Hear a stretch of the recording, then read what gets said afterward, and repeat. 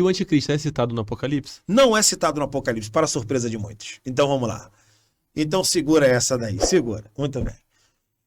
Uma das grandes descobertas, eu diria que a aquisição de conhecimento, quando eu estudei o Apocalipse, eu fui em busca do anticristo. Eu fui em busca de conhecer a maneira como ele atua.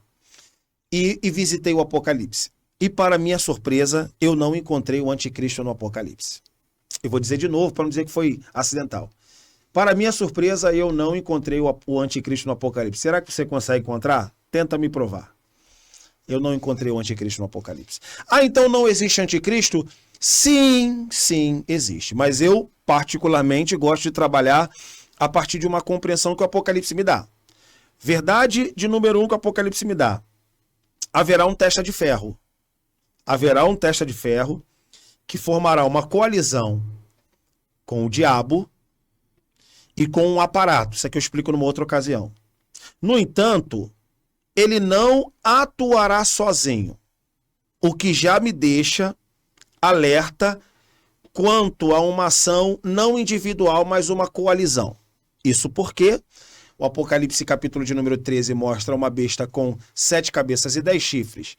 Então todo mundo sabe que as cabeças representam aliados e chifres são autoridades. De onde você tirou isso? É só você ler Apocalipse 5. Jesus é o cordeiro que havia sido morto, ele tem 7 chifres e 7 olhos. Por que não dá para interpretar literalmente? 2 fatores. Eu sei que estou mudando de assunto, mas vou voltar. Primeiro, você consegue observar um cordeiro com 7 olhos? Impossível. Cordeiro tem chifre? Mais impossível ainda, quem dirá 7. Então é claro que ele está trazendo simbolismo ali. 7 olhos. 7 tem um significado, olhos também. Chifre tem um significado e o número 7 também. Isso aqui é só para poder dar um exemplo de onde eu tirei. Sim. Certo? Então haverá uma coalizão.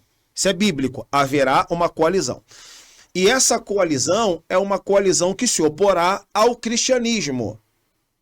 Então, a minha linha de interpretação, e quero acreditar que corresponde ao Apocalipse de João, é que o Apocalipse está alertando quanto ao surgimento de uma cosmovisão que se massificará e que levará pressão sobre o cristianismo. Pressão moral, social, identitária e, em última instância, física.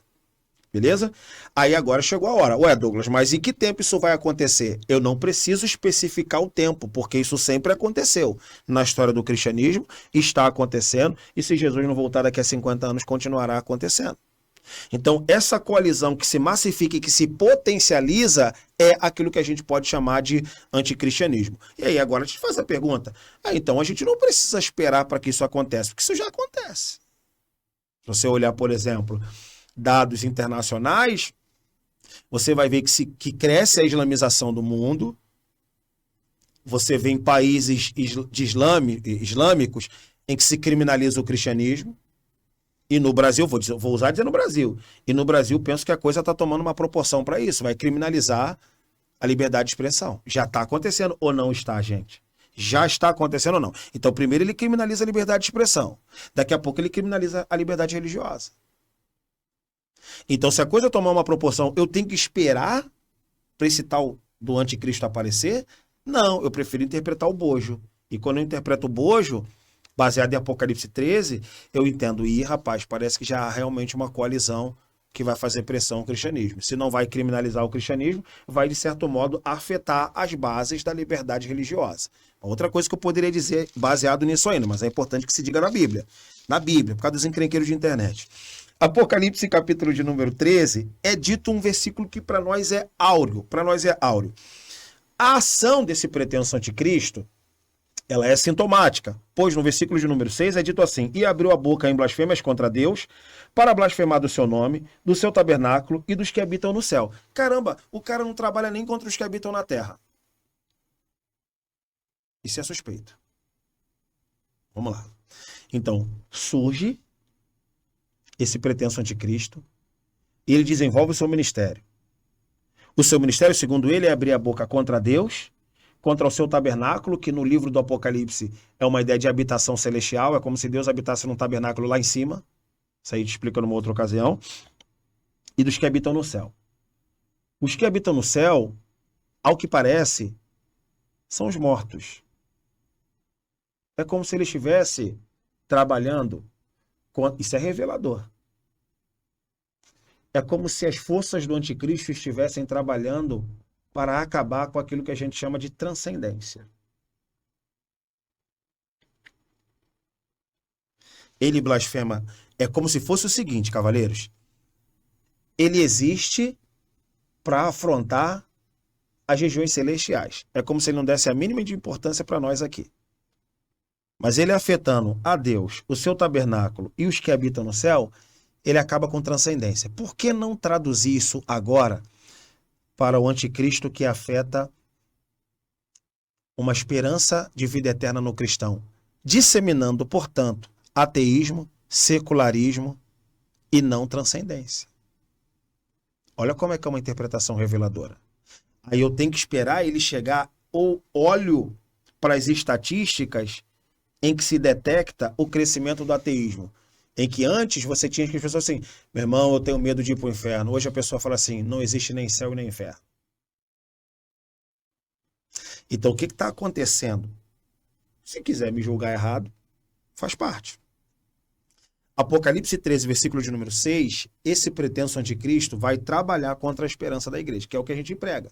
O que a gente prega? Tua vida tá mal, sua vida tá ruim, você tá desempregado, mas lá em cima, cara, é uma habitação celestial. Vai chegar um tempo que o cara vai falar assim, que lá em cima, cara? Isso não existe não, cara. Isso não existe não, cara. Não existe céu, não existe inferno, não existe nada.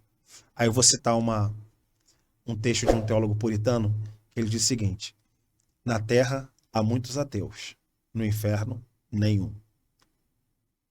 Porque quando ele estiver lá, ele vai acreditar que era verdade. Mas na terra há muitos ateus. No inferno não haverá ateu. Então, segundo os dados do texto, cara. Segundo os dados do texto, seu principal intento é acabar com a transcendência da igreja, que é o que a igreja prega há 2000 anos. A vida eterna. É o que ela prega há tantos anos. E quem se opor a isso, de certo modo, o texto bíblico diz, versículo 7, foi-lhe permitido fazer guerra aos santos e vencê-los.